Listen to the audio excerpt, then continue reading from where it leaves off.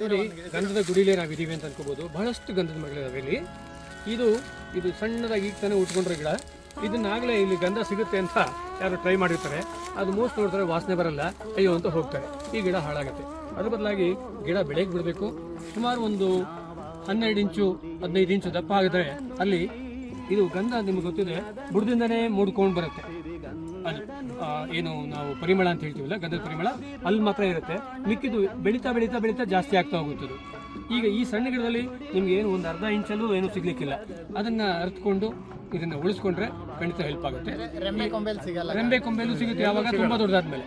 ತುಂಬಾ ದೊಡ್ಡ ಒಂದು 10 ವರ್ಷ ಬೇಕು, 50-60 ವರ್ಷ. ಹಾಗಾಗಿ ನಾವು ಒಂದಷ್ಟು ಬಿಟ್ಕೊಂಡು ಹೋಗೋದು ಒಳ್ಳೆಯದು. ಇಲ್ಲಿ ಈಗಾಗಲೇ ಸುಮಾರು 5,000ಕ್ಕೂ ಹೆಚ್ಚು ಗಂಧದ ಮರಗಳನ್ನ ನಾವು ಐಡೆಂಟಿಫೈ ಮಾಡಿದ್ವಿ. ಅದನ್ನ ಉಳಿಸಿ ಅಂತಲೂ ಮಾತಾಡ್ತೀವಿ.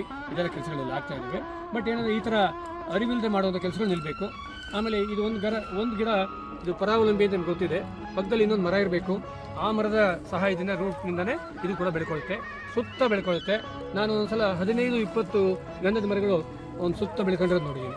ಅದನ್ನು ಉಳಿಸ್ಕೊಂಡ್ರೆ ಅನುಕೂಲ ಆಗುತ್ತೆ. ಇದು ಉಳಿಸ್ಲಿಕ್ಕೆ ಅಂತಲೇ ಭಾಳ ಪ್ರಯತ್ನ ಆಗಿದೆ. ಭಾಳಷ್ಟು ಕಂಪ್ಲೇಂಟ್ ಕೊಟ್ಟಿದ್ದೀವಿ. ಈಗ ಅಲ್ಲಿ ಹಿಡಿಯೋ ಪ್ರಯತ್ನ ಆಗ್ತಾ ಇದೆ ಅಂತ ಹೇಳ್ತಾರೆ. ಇಲ್ಲಿ ಇದೆಲ್ಲ ಗಂಧದ ಗುಡಿ ಮತ್ತೊಮ್ಮೆ ವಾಪಸ್ ಬರಲಿ ಅಂತ. ಯಾರಿಗೂ ಈ ತರ ಮಾಡಬೇಡಿ ಅಂತ ಟೆಸ್ಟ್ ಮಾಡೋದಾಗ್ಲಿ ಈ ತರ ಮಾಡಬಾರ್ದು. ಖಂಡಿತವಾಗಿಯೂ ಅದರಿಂದನೇ ನಾವು ಈಗ ಮಾತಾಡೋ ಉದ್ದೇಶ ಅದು. ಖಂಡಿತವಾಗಿಯೂ ನೀವು ಮೋಸ ಹೋಗಬೇಡಿ. ಇಲ್ಲಿ ಎಲ್ಲೂ ಇರಲ್ಲ, ಅದರ ಕೆಳಗಡೆ ಇರುತ್ತೆ.